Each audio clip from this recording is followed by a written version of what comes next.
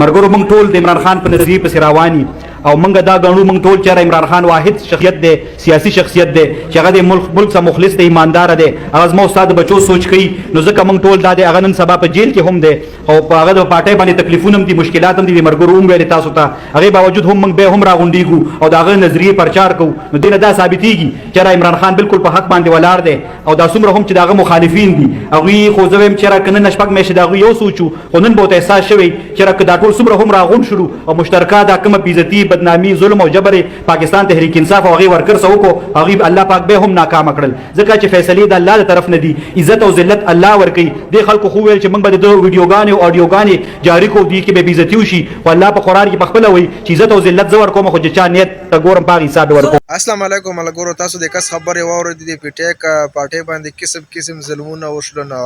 او بیا پیټی والا کارکونانو سره قسم ظلمونه وشلونه هر ځکه هغه زموږ ډېر سخت تیر شلی په خو اوس عمران خان په لاجل کې دی او عمران خان سره دومره خلک مینه کوي دومره عوام ټول عوام عمران خان سره ولاړ دي عمران خان سره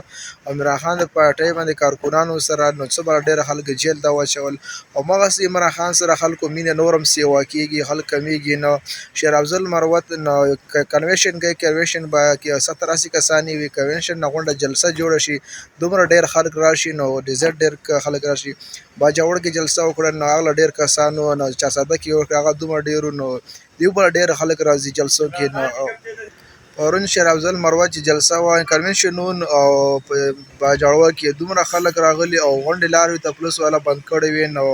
خلک په دشي دشتو باندې راتاو شل راغلي او کنونشن د خلکو ځان راورسول